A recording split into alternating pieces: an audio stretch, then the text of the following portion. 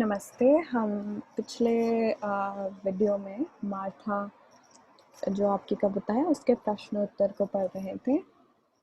हमने इससे पहले 6 प्रश्नों की चर्चा करी थी उसके ऊपर। अब चलिए 7वें पे शुरू करते हैं। ये प्रश्न है, describe the poets feeling when he started the poem. यानी हमें बताइए कि कवि को कैसा महसूस हो रहा था जब जैसे उन्होंने कविता शुरू करी।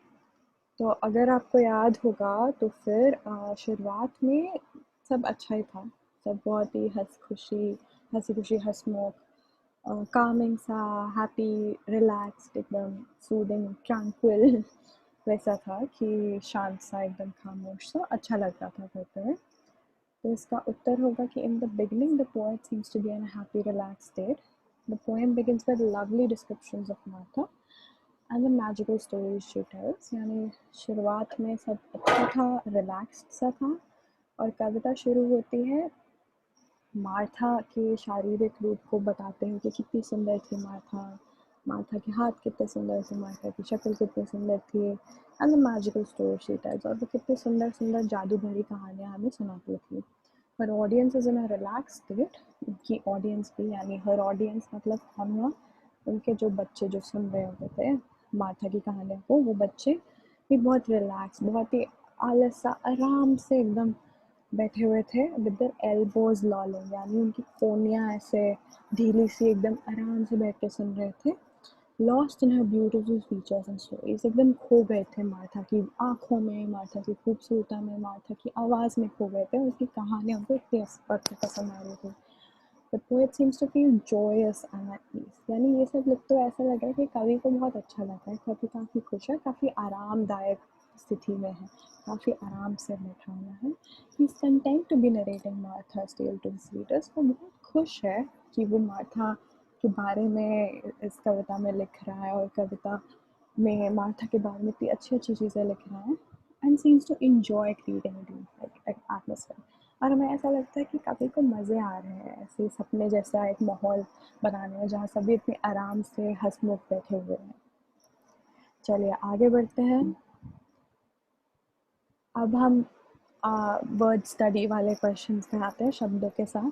तो इसमें लिखा है, rearrange the letters to make meaningful words. यानी ये जंबल करके, अक्षरों को आगे पीछे करके कुछ शब्द है जो हमारी कविता में थे उनको लिखा गया है।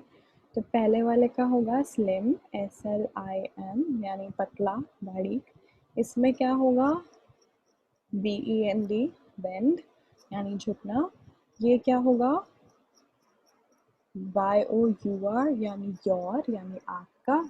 फिर ये क्या होगा, WORD, वर्ड, शब्द। तो ये मैंने उत्तर नीचे लिखते हैं, तो ये ऐसा ही होगा।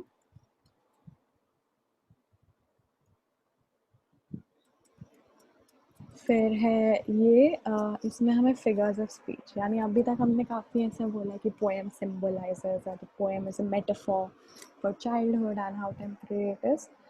तो क्या होता है सिमिली और मेटाफोर, ये दो चीज़ें होती हैं जिससे हम तुलना कर सकते हैं एक चीज़ की चीज़ दूसरी चीज़ के साथ। इसको हिंदी में रूपक भी बोलते हैं। तो ये भाषा में, अंग्रेज़ी में हम इसको यूज़ करते हैं ताकि हम एक चीज़ की तुलना दूसरी चीज़ से, कि ये चीज़ इसकी तरह है, ऐसे करके लिख सके। यहाँ तक कविताओं में इनका इस्तेमाल किया जाता है। तो सिमिली में क्या होता है, सिमिली में लाइक और एज शब्दों का इस्तेमाल किया जाता है। तो एक सिमिली हो गया ट्रैंक्विल एज ड्रीम्स, जो आपकी कविता में था, यानी सपनों के तरह सुकून देता हुआ, सपनों की तरह शांत। फिर मेटाफोर में क्या होता है, मेटाफोर में लाइक और एज शब्द का इस्तेमाल नहीं होता है, बट दोनों चीज़ें कंपेयर ही करती है। सिमिली और मेटाफोर दोनों तुलना करके ही कुछ समझाते हैं। तो अब हमें बोलते हैं कि कविता से सिमिली या मेटाफोर उठाइए। तो अगर हम कविता में जाएं तो हमें दो सिमिलीज दिखते हैं, दोनों में लाइक शब्द का हम इस्तेमाल किया है। Like a dream you dream in the night, यानी ऐसा सपना जो आप सपने रात को देखते हो वैसा कुछ।